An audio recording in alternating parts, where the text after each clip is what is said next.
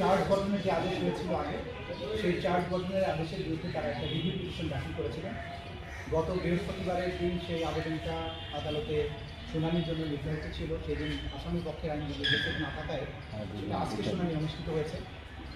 আসামি পক্ষ তাদের যুক্তিতর্ক তুলে ধরেছেন, প্রসিকিউশনের পক্ষ থেকে আমরা আমাদের যুক্তিতর্ক তুলে ধরেছি এবং আমরা বিশেষভাবে আদালতের কাছে যে বক্তব্যটা রেখেছি সেটা হচ্ছে যে চার্জ গঠনের আদেশ যেটা হয়েছে, প্রাইমা ফেসি আসামি মহাসমির বিরুদ্ধে যে সমস্ত সাক্ষ্য প্রমাণ আছে সেগুলোর ভিত্তিতেই চার্জ গঠন করা হয়েছে। তারা এই প্রত্যেকটা এভিডেন্সের গুণগত মান নিয়ে আর্গুমেন্ট করার চেষ্টা করেছেন। ট্রাইব্যুনাল বলেছেন চার্জ গঠনের সময় সাক্ষ্য প্রমাণের গুণগত বিশ্লেষণ করার সুযোগ নেই, কারণ এটা একটা পূর্ণাঙ্গ বিচারের মাধ্যমে, ট্রায়ালের মাধ্যমেই কেবলমাত্র সেটা করা সম্ভব। সেই কারণে তাদের চার্জ গঠনের আদেশের বিরুদ্ধে যে রিভিউ পিটিশন ছিল সেটা খারিজ করে দিয়েছে।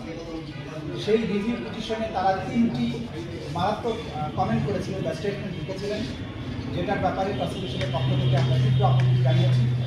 একটা হচ্ছে তারা এই সরকারের আইন প্রণয়নের ক্ষমতা, অর্ডিন্যান্স জারির ক্ষমতা, সেটাকে তারা বলার চেষ্টা করছেন এটা যথার্থ না।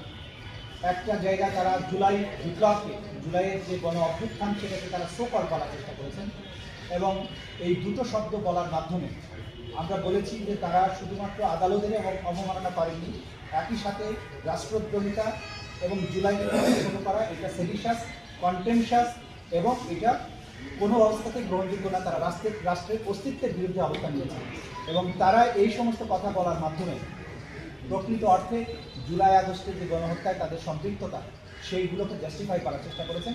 আদালত সেগুলো আমলে নিয়েছেন এবং তারা বলেছেন যে এই তাদের যে কমেন্টগুলো, সেই কমেন্টগুলোর ব্যাপারে আদালত তার অবজারভেশন, তার পর্যবেক্ষণ তার আদেশের মুখে দেখান।